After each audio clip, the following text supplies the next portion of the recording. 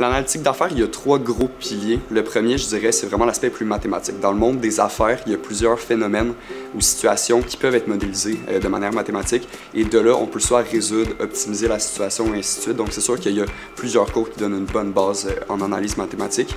Il y a aussi l'aspect plus statistique, science des données, qui là, en ayant des données, on peut vraiment établir un modèle puis essayer de faire des prédictions même dans l'avenir. C'est là qu'intervient un peu l'intelligence artificielle, mais ça, c'est vraiment un domaine qui est intéressant à poursuivre à la maîtrise. Et puis finalement, il y a l'aspect données qui va rejoindre un peu les technologies de l'information, l'intelligence d'affaires, où l'on veut analyser les données et les visualiser puis les communiquer. Les spécialisations dans notre département sont plutôt reliées aux mathématiques appliquées. Donc, on fait des mathématiques appliquées à la gestion. Dans un cas, c'est plus descriptif de l'analyse de données. Dans l'autre cas, c'est plus l'analyse de données qui sert à l'optimisation. J'ai choisi la spécialisation en analytique d'affaires d'abord parce que suite à avoir fait plusieurs cours en marketing, je trouvais qu'il manquait peut-être un petit peu de profondeur dans les analyses qu'on faisait et j'ai vraiment jugé que l'analytique me permettait de mieux creuser mes raisonnements, donc de mieux justifier mes recommandations et les idées que je voulais mettre de l'avant en marketing. Donc ça, c'est vraiment quelque chose qui m'intéressait, mais aussi parce que suite à avoir fait le tronc commun, j'ai réalisé que ça se mélangeait avec plusieurs domaines. Vraiment, c'est super polyvalent et ça, les employeurs le reconnaissent définitivement. Donc c'est une perspective qui m'intéressait. Bon, évidemment, un bon étudiant en analytique d'affaires, c'est un étudiant qui aime les mathématiques appliquées, c'est sûr. Si on voulait reconnaître un bon étudiant, peut-être à ses loisirs, on dirait que c'est quelqu'un qui aime ça, trouver la stratégie qui lui permet de gagner quand il joue à un jeu de société ou quand il joue contre l'ordinateur. Je dirais que ça serait un bon étudiant en analytique d'affaires. Un bon étudiant, je dirais, c'est définitivement quelqu'un de curieux. Parce que le but d'analytique d'affaires, c'est de faire des analyses, de vraiment les creuser un petit peu plus, aller chercher des détails qui nous auraient peut-être échappé dans d'autres types d'analyses pas mathématiques. Donc, définitivement, être curieux. Mais ensuite de ça, il faut avoir une bonne rigueur, je dirais. Faut avoir la patience d'aller au travers des analyses puis vraiment de se poser les bonnes questions. Donc ça, c'est une belle combinaison à avoir. Puis ensuite de ça, c'est d'être créatif aussi, je dirais, parce que c'est vraiment applicable à plusieurs domaines très, très différents. Donc, la seule limite, c'est vraiment une créativité de comment on va l'utiliser dans quel contexte. À l'analytique d'affaires, et ce qui est bien demandé, c'est le fait que c'est un poste, c'est souvent des postes qui sont soit dans l'industrie, soit chez des consultants.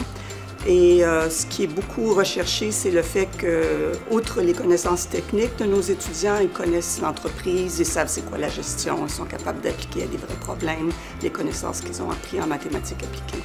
La majeure différence entre technologie de l'information, entre intelligence d'affaires et analytique d'affaires, je dirais que le point commun, c'est les données, mais on intervient vraiment à des étapes différentes du processus. Donc, technologie de l'information, ou TI, c'est surtout pour entreposer les données, toute la structure de comment on les récolte, comment on les protège, ainsi de suite, puis également comment on va les présenter, ces données-là.